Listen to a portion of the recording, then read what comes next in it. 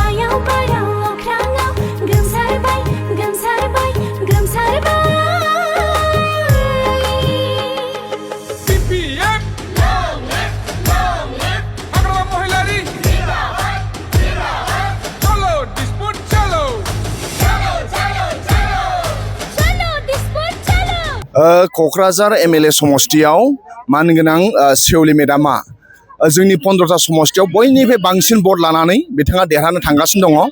सेवलि मेदामा Pune इउनिभार्सिटिनि gold मेडेलिस्टमोन। मोनसे इउनिभार्सिटियाव admission मोननोनो थान नाथाय बियो इउनिभार्सिटियाव पुणेनि इउनिभार्सिटियाव गल्ड मेडेलिस्ट सासे गोरों गोरा सासे सुबुं आरो सेवलि मेदामखौ क'क्राझार एमएलए समष्टियाव बिजाथि मोननानै क'क्राझार समष्टिनि रायजो राजाया जोबोद गोग्गानाय मोन्दों आरो सासे राफोद आरो सासे फिट केन्डिडेट मोननानै रायजो राजाया जोबोद गोजोननाय मोन्दों।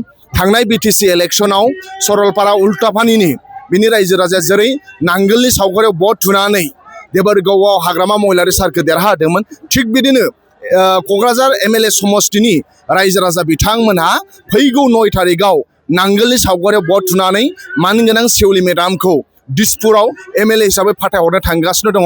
बिथाङा मिनिस्टार मोनगोन आरो बिथाङा बे ओनसोलनि जौगानायनि खामानि मावगोन आरो दिनै नांगोल पार्टिया बिराद गोहोगोरा जानानै दं। इउपिपिएलनि बागा बागा दैदेनगिरि बिथांमोनहा जोंनि दोलोआव बाहागो लाफैगासिनो दङ। बे एमएलए इलेक्सनाव इउपिपिएलनि 6 जन एमएलएआ देरहाखाया होननानै टिकेट लायाखै। मानगोनां उखावग्रा ब्रह्म बिथाङाबो टिकेट लायाखै, गोबिन्द बसुमतारी बिथाङा टिकेट लायाखै, जलेन दैमारी बिथाङा टिकेट लायाखै, निर्मल नार्जारी बिथाङा टिकेट लायाखै आरो जिरन बसुमतारी बिथांमोना टिकेट लायाखै। इउपिपिएलआ देरहानो थाखाय गेलेयाखै, बिथांमोना जोलैयाव थाथों होननानैसो बिथांमोना गेलेदों। ओंखायनो एमएलए इलेक्सननि उनाव इउपिपिएलआ जोलैबो थानाय नङा।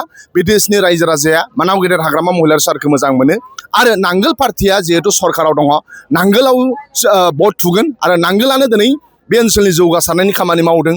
उल्टापानियाव आरो सरलपारायाव मानगोनां सेवलि मेदामा बुंदों उल्टापानियाव हायार सेकेन्डारि डिग्री कलेजनि गोनांथि, उल्टापानि आरो सरलपारायाव कारेन्टनि गोनांथि, उल्टापानि आरो सरलपारायाव दै लोंग्रानि गोनांथि।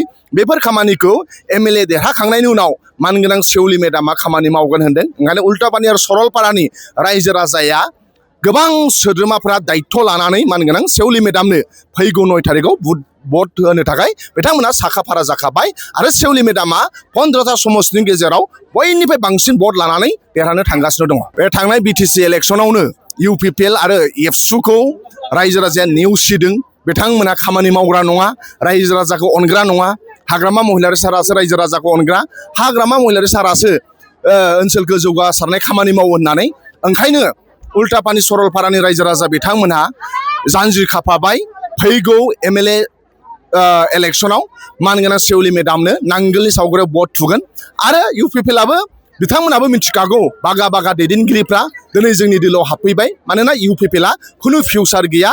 इउपिपिएलआव थगायनाय इउपिपिएलआव मिसा खोथा बुंनाय गावजों गावनो दावराव जागासिनो दङ जाय बिथांमोनहा इउपिपिएल दोलोआव दा दंमोन बिथांमोना जुदि जोंनि बिपिएफ दोलोआव फैनो नागिरोब्ला जों मस्ट वेलकाम नोंजों जोंजों मिलायनानै बे ओनसोलनि जौगासारनायनि खामानि मावगोन। बेफोर मिनिंलेस बे ओनसोलाव स्कुल नांगौ, बे ओनसोलाव भेन्सार स्कुला सरकारि जानांगौ, बे ओनसोलनि सेल्फ हेल्प ग्रुपआ फैसा मोननांगौ, अरुण'दय स्किम मोननो नांगौ आरो बे ओनसोलनि जौगासारनायनि खामानिखौसो हास्थायो रायजो राजाया। ओंखायनो रायजो राजाया मानगाव गेदेर हाग्रामा महिलारि सारजों दङ, रायजो राजाया नांगोलजों दङ।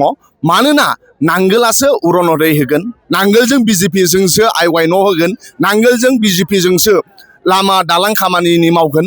आरो नांगोला 5 बोसोर बिराद मोजाङै सरकार सालायगोन आरो 5 बोसोरनि उनावबो जों सरकाराव फैफिनगोन। ओंखायनो जाय बिथांमोना भुलावनो UPPL आव दंमोन बा एबसुनि आरो UPPL नि गोदै बुंनायाव थांफ्लांदोंमोन, बिथांमोना दा साफा गिदिंबोफिनगासिनो दङ।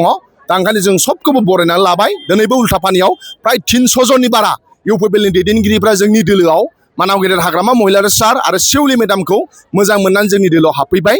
जों बिथांमोनखौ बरायनानै लाबाय आरो ज'यै बे ओनसोलनि जौगासारनायनि खामानिखौ मावगोन।